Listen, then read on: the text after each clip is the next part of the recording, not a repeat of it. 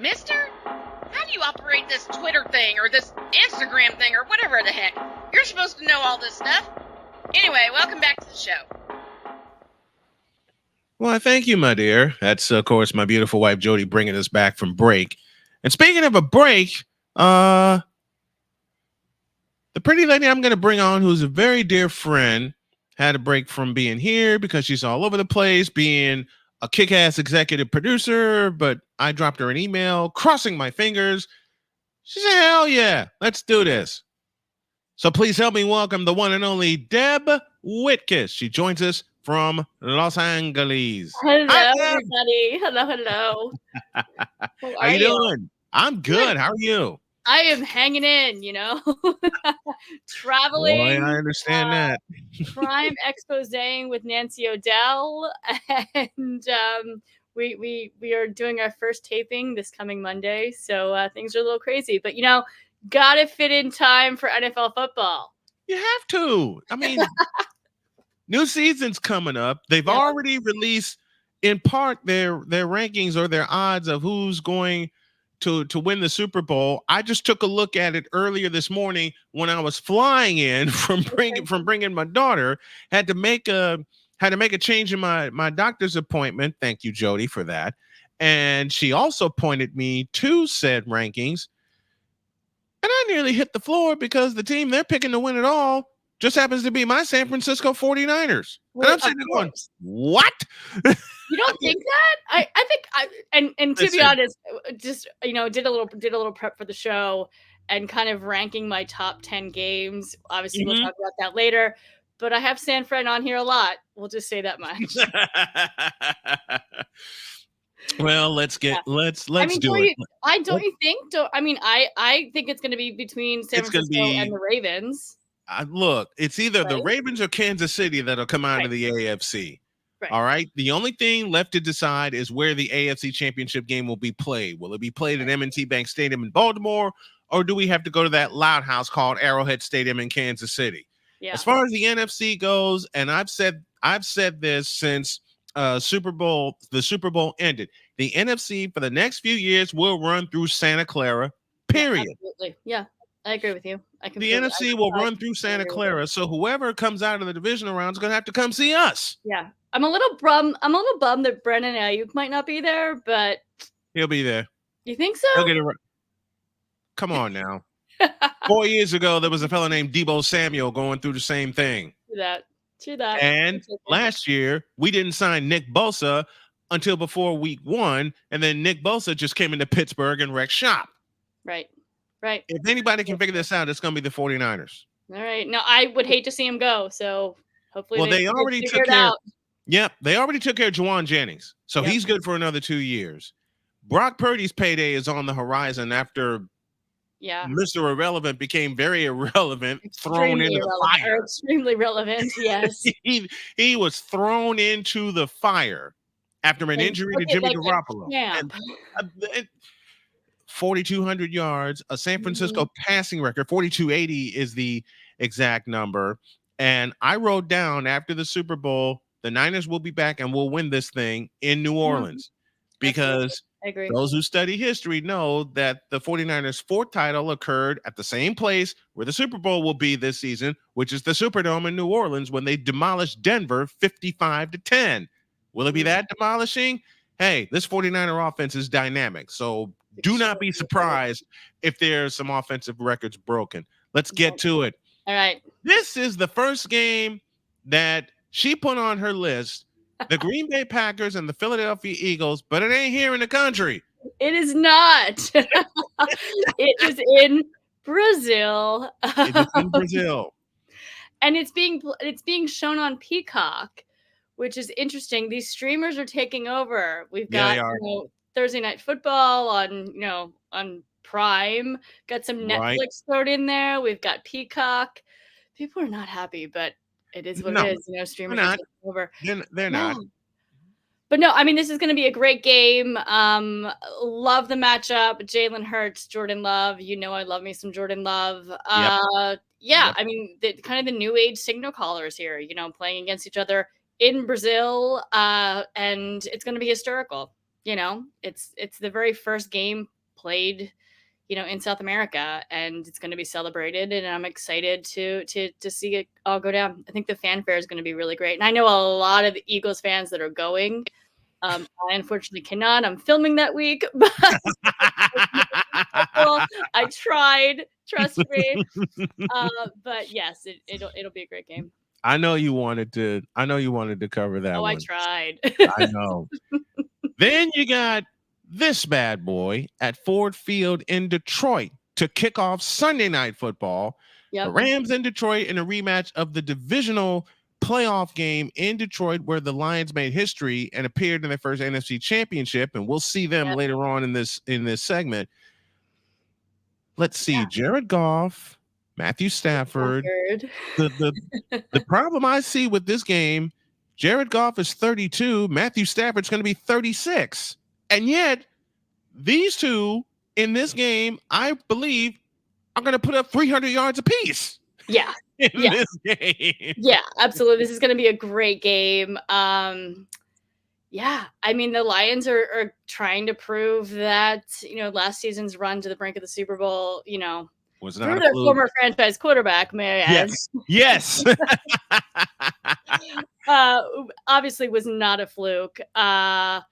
I think the Lions are going to be a force this season. I'm a little worried that the Rams have lost Aaron Donald. Picked up a great defensive player in the draft, obviously, with Mitchell. I love me some Puka Nacua. I say that every week, I think. I mean, that was the Cooper Cup.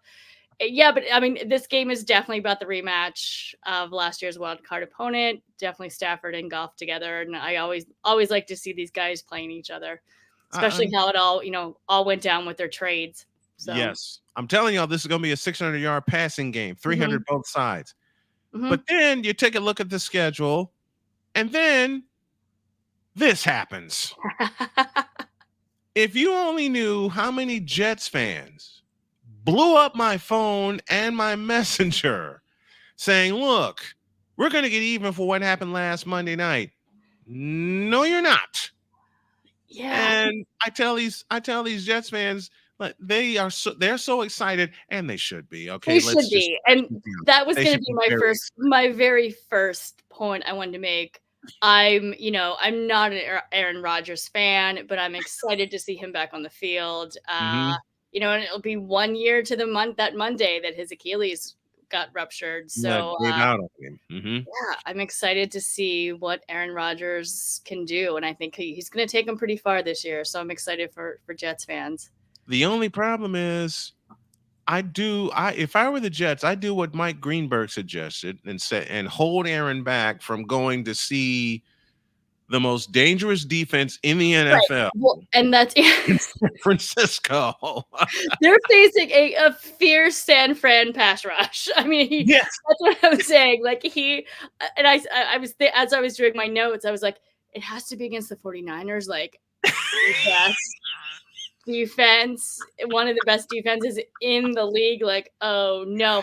And odd twist of fate, Rodgers is going to face the player who basically hurt him, last season into the getting hurt. Leonard Floyd. Joined San Francisco from Buffalo. Now, how unfair is that? I say so many fans, especially NFC West fans, have come to me and saying, "Look, y'all are not supposed to get this much better during the offseason." And I'm sitting there with a grin from here to here after I read about the signing of Leonard Floyd, and I'm going, yeah. What? Because Leonard Floyd has to play Aaron Rodgers again. Yeah. I know. And everyone's I'm looking forward to it. Watching that. Right. I mean, can you imagine if it happened again? Like, oh my gosh. But Levi Stadium is going to be off the charts loud. Yes. It's going to be off the charts loud. It's a beautiful stadium too. I made a goal for myself and my family that if the Niners made the NFC Championship, we are going to strap press passes to our chest and we're going to Levi Stadium to see it. That's just week one. Here's an interesting matchup in week two, and it's down in Texas. Caleb Williams and the Bears, CJ Stroud and the Houston Texans. Yep. We got the current offensive rookie of the year against the prospective offensive rookie of the year. favorite for 2024. We'll see. But the problem is the Bears did not plug up the holes on their defense. And then you got CJ Stroud, who was one of the hottest quarterbacks ending the season last year. I mean, he went into Indianapolis, and I had a full house here. He went into Indianapolis and beat the Colts. And that first play that they ran from scrimmage after the Colts got a field goal, which turned into a 75-yard touchdown to Nico Collins, had my wife on this side, my daughter Cheyenne on this side, and they're looking at me going, this is going to be a long night. Mm-hmm. It's going to be a long night for the Chicago Bears when they face the Houston Texans with the current offensive rookie of the year, as you said, in CJ Stroud. But you're also looking at an offense that has added something that they haven't done since Deshaun Watson was there in 2019. Run the football. Mm-hmm. Yeah. I mean, and also too, like Houston, I feel like there's a lot of similarities between Houston, kind of a mirror image, you know what I mean, of its sense of itself with Chicago, you know. Yep. Chicago drafted a signal call high, you know. Mm-hmm. I think they're going to crash the postseason. So, or you're like, there's just so many similarities between these two teams. I feel like there is. So I think it's going to be a good game. And you guys know how much I love Caleb Williams. Pointed it out from the combine when I was there. I was literally like, love this guy. He's going to be a force. I want him to be. I want him to be. But the Bears need to solve the offensive line problems. Mm-hmm. And I've been screaming that since the moment came down that they were going to select him. And so many Bears fans are excited, and to a point they should be. Problem, when you don't have an offensive line in front of you, Jalen Hurts, hello. Yeah. Bryce Young, hello. Mm-hmm. Even more so with Bryce, yes. Oh man. And Bryce is going to suffer again this year. Oh, it's going to be awful. They did not solve that offensive line. It's going to be awful. I almost don't even want to watch because I don't want to see people getting hurt. Like, that's just not football. Yeah, they should just shut the Panthers down. I wish no injury on anyone, but Bryce Young is going to get absolutely destroyed again. Because they didn't bother to fix the one thing, and you and I talked about this, they needed to fix the offensive line. Same with the Chicago Bears. You got a franchise quarterback now. Put the pieces around him to work. Mm-hmm. And the first thing you need is an offensive line. They got DeAndre Swift. They got DeAndre Swift in a surprise move. Yep. After only 1 year in Philadelphia. Yeah. They got DeAndre Swift. I was really upset, but then, when we got Barkley, I was like, oh, okay, we're good. Yep. That sadness lasted about 20 minutes. And I'm texting my friends going, I'm so mad. Like, I'm so upset. Swift's gone. Like, how? And then the announcement came that Barkley was on the Eagles. And I was like, I get it. Okay. Got it. Yep. We're good. I just want Barkley to complete a full season. That's true. All right. I want Barkley to complete. We are a little worried about the injury. Season. Yep. Very injury prone. You have to be worried about that. Speaking of injuries, here's an injury bowl right here, week 7 in the Superdome. And Sean Payton's right in the middle of this. Yes. The Denver Broncos and the New Orleans Saints. First of all, who's the Saints quarterback going to be? Who's the Saints quarterback going to be? I don't know. Because if you trust Derek Carr, you got a problem. Major problem. Yeah. No. Can't go with Carr, I feel like. Mm-mm. I liked Carr, too. I liked Carr at the Raiders. I really did. I was pulling for him. Same. Liked the move to the Saints, and he just did not deliver last season. Nope. And they have the same problem that the Bears and many other teams do. They don't have an offensive line in front of what's supposed to be their star quarterback. And you got to remember, Derek Carr is 32 years old. Yeah. So he needs a lot more. He needs a lot more protection. Now, wait, I was gonna say, I do love the fact, like, this whole Sean Payton thing, though. You know what I mean? 15 seasons in New Orleans, and now he's Denver's head coach. I think that he's gonna go into Denver and, like, he's gonna be, like, treated like a hero. Because I think fans are very skeptical of Dennis Allen. You know, so they're wishing for Sean Payton to return to the Big Easy. Yeah, they're gonna kidnap him. They're wishing for Sean Payton to come down and be like, stay. They begged him to stay. Where have we seen that before in sports? Yeah, Speaking of begging, I will tell you a team that's going to do a lot of begging this year. And it ain't the home team in this game. Week 8, the Cowboys are coming off of a bye week. Mm-hmm. So what? You got to go see San Francisco for the second straight year on the road on Sunday Night Football. Mm-hmm. I mean, this is a fanfare game. We've got the best team in the league plus America's team. I think I just threw up in my mouth a little bit there. You and me both. Like, can't believe I just said that. But I mean, every time these franchises faces off, it's just a good game. They break Except records. Last year when the Cowboys got socked in the mouth. That's true. Yeah, that's true. I had so many people ask me, last year when they met in week 5, they said how bad some of them were joking, and they said, how bad do you think it's going to be when the Cowboys play San Francisco on Sunday Night Football? All I said was put a blindfold on. And they're like, what? You think it's going to be that bad? Listen, Dallas doesn't have a running game.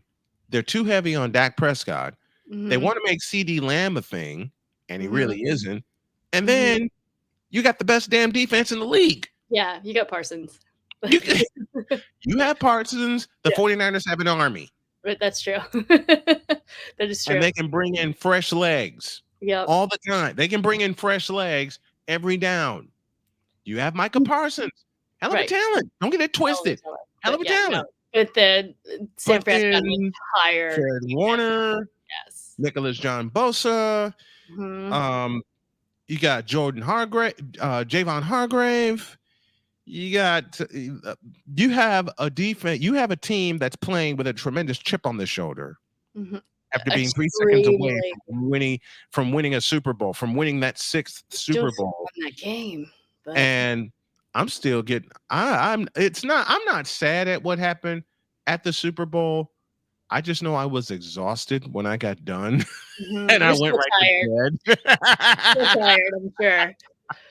Yeah, they just fell apart. I mean, never, Mahomes and Andy Reid. Mm-hmm. That combination, you just can never put them down. You can't. And as I said, the team that's going to be begging is the team that has to go to Santa Clara, and then 4 weeks after that, they have to see this guy, CJ Stroud, in their house. Yeah, absolutely. I got to see CJ Stroud in their house. Yeah. Mike McCarthy's got to be looking around going, who drew this schedule? Right. Yeah, and I think CJ Stroud's going to be obviously a force to be reckoned with this season. I think Houston's going to be definitely in the playoffs. Yeah. Yeah. And I love that these are both Texas teams too. They don't play each other a lot. You know what I mean? Like they're definitely in-state rivals. Basically, like since Houston's inception in 2002, I think they've played 6 games against Dallas, and Dallas is at the 2-4, basically. Like Houston, 2-4. Yeah. Mm-hmm. Yep. So Houston's 2-4. I think including the opening game in Houston, where they won 19-10 on Sunday Night Football. And I think they'll win this one too. Speaking of a team begging for mercy, here you go. San Diego Chargers. Good game. I'm looking forward, I think, to this one the most. 3 days before Thanksgiving, the Harbaughs are going to have a little family reunion. John and Jim. So, yeah, John got the upper hand last time. Obviously, but Jim just took the natty. So yeah, but you gotta run the football. You have to. I mean, and that's what Jim Harbaugh basically. That's his scheme. We all know this, and they just signed 2 ex-Baltimore backs, Gus Edwards and J.K. Dobbins. Yep.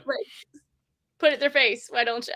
The first team to reach 200 rushing yards will win that game, because it's going to be a knockdown, drag out, ground and pound kind of game. Unlike the final feature game that Deb picked for us, this one. Notice how many times I put San Francisco in here, by the way. It's Detroit and San Francisco in an NFC championship rematch in week 17. And Jared Goff has to go back to Santa Clara when he was there 11 months ago to play them again. And you don't wave bye-bye when you're up 20-7 and it's only the first step. You just 17-point lead don't, there. You just don't do that. Yeah. You don't do that. I wish we saw these guys earlier, to be honest. But you know what?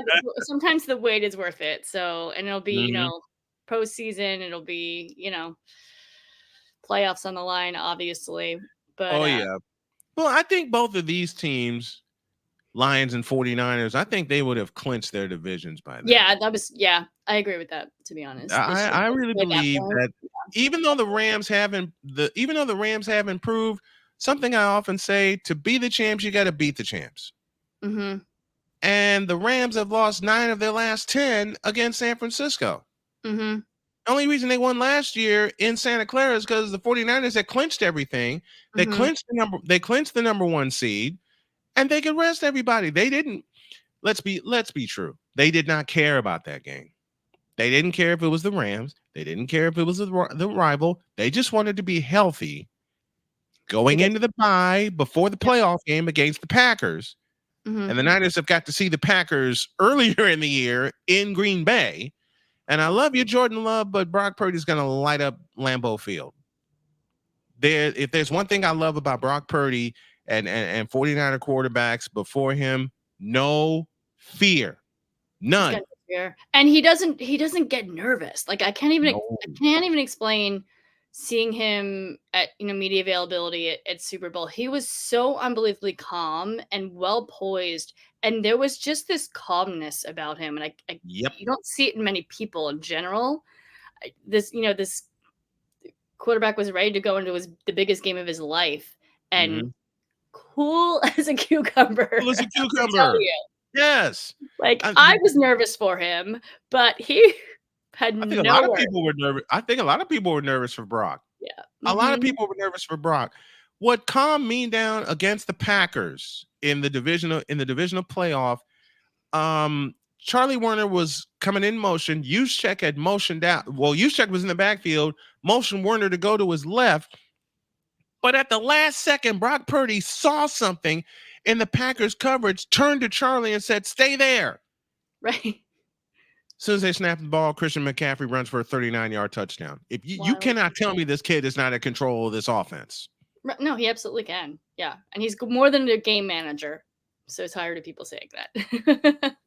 You know what? There was an interview with Cam Newton, and I always bristle when he gives an interview, when the question was bluntly asked to him in Las Vegas at the Super Bowl, do you trust Brock Purdy to make the key plays? He named off every other star in that offense except him. Interesting. He said, I trust Deebo Samuel. I trust Brandon Ayuk. I trust George Kittle. Cam, there's a question that's on my mind, and it goes, who has to get him the football? Right. Exactly. Yes. Who takes the snap and get kind of Cam, though. I don't know. Yeah, if it's not him, he doesn't really care. You know what I mean? Like, and since he opened his mouth and said that Brock Purdy's just a game manager, all hell's broken loose. And I'm waiting for Purdy to continue to prove him wrong. This is the game we were talking about. Detroit and San Francisco, week 17. That's basically is going to determine who gets home field advantage. Right. That game right there. Because, and I gave this as a bonus subject before we wrap things up and go to a break.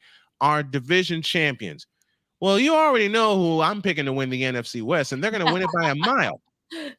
Right. I mean, I debated a little bit between San Fran and the Rams. I'm obviously going San Francisco, but I was like, Rams might give anyone in that division. I mean, we got the Cards, Seattle.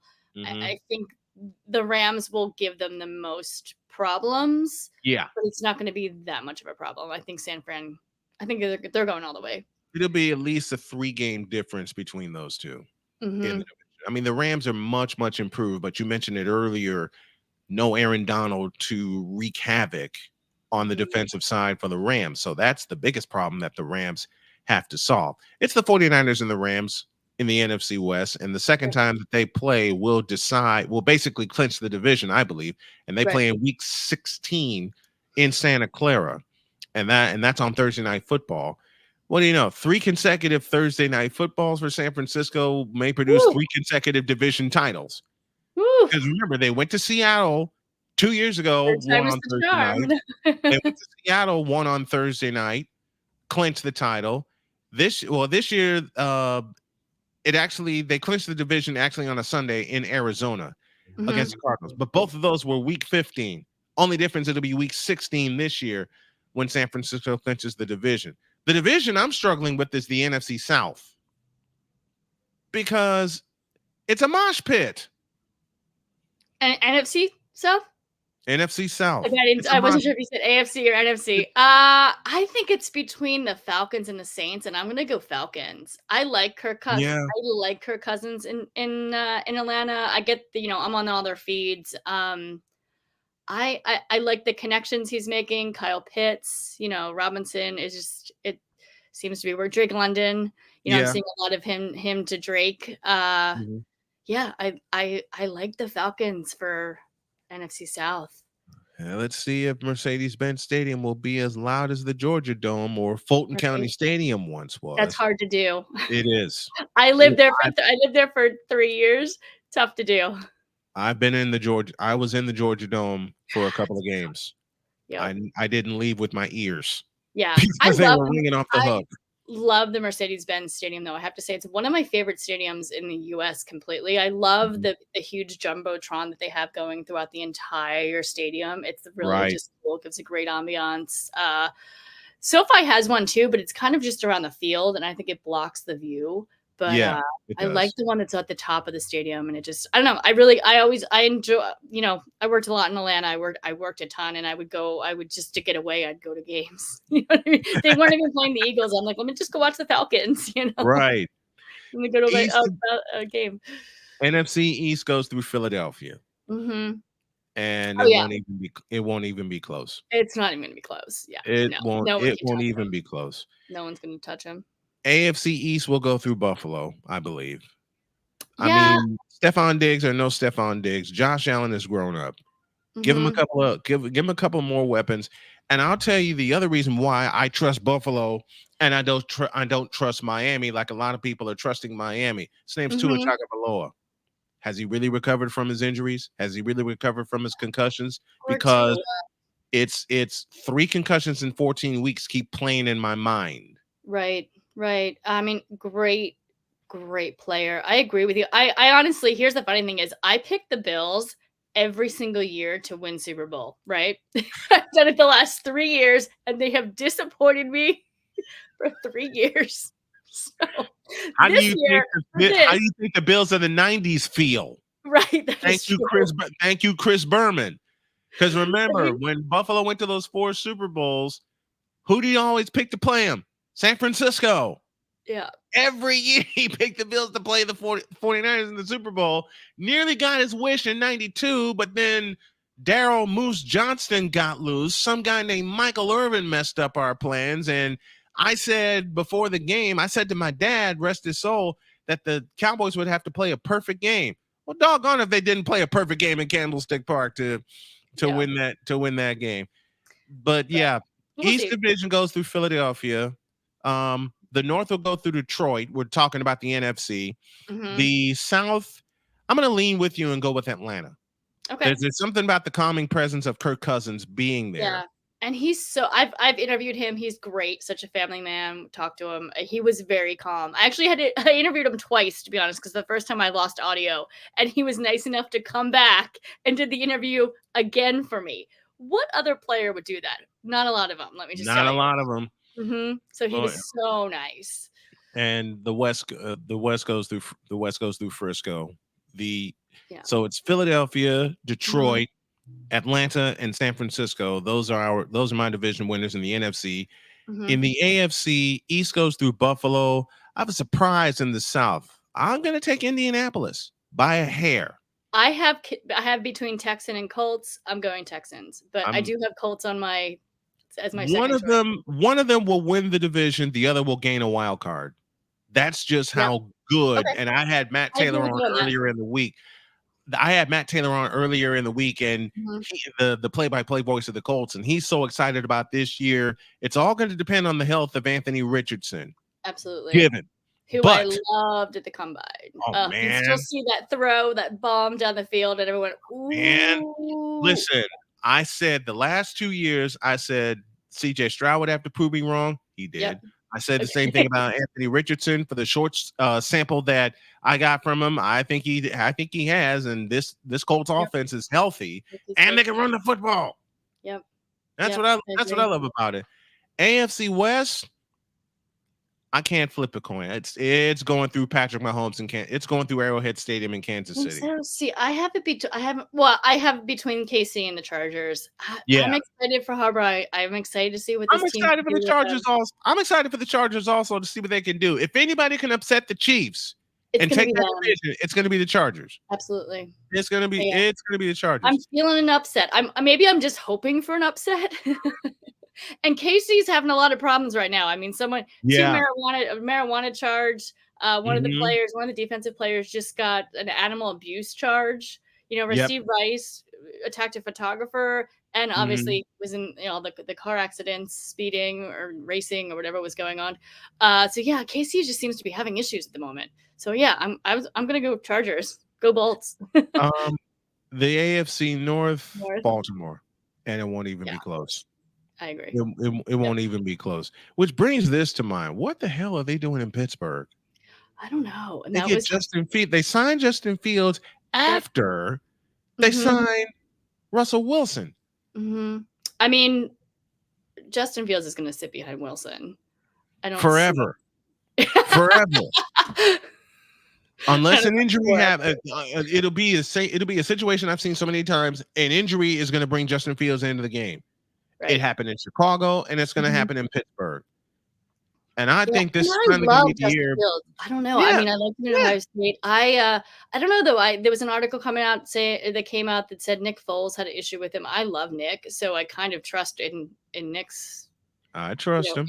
I trust those words. And I don't know. I don't even know if it's true. I didn't write the article, but nor did I talk to Nick. But it's kind of weird that kind of came out. So now I'm kind of like on Justin Fields. We'll see.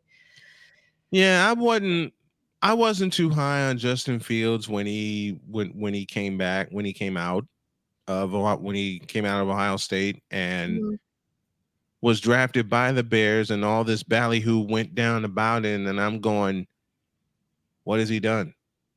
That's the question I will continue to ask. And I had a friend yesterday, Jennifer Matthews-Lewis, saying we were talking about colleges that don't produce the best quarterbacks, and the first two we mentioned were Alabama and Ohio State. Because, look, I love you, Jalen Hurts, but Jalen Hurts. Wait a minute. Hear me out. Before you call my eyes out. Okay. Hear me out. And this is from someone who's watched the game. Jalen Hurts' best days were at Oklahoma. Okay. Jalen Hurts' best days were at Oklahoma, and his best days right now are in Philadelphia. Mm-hmm. I'll give you that, but not last season. No, not last year. Especially when the Niners came to town and did what they did from the second quarter on. Mm-hmm. That could be a surprise. That could be a surprise divisional matchup, though. Philadelphia and San Francisco, but the NFC is going to go through San Francisco. It's absolutely going to. It's going to go through San Francisco. Yeah. That's Deb Whitcas joining me for another exciting football chat. Y'all will see her throughout the season. Believe me, if y'all thought I was busy, she's got me beat. But it's always a lot of fun when you come on. Thank you, Deb. For having me. Thank you so very much. All right, folks, we got a break. We'll come back in a flash.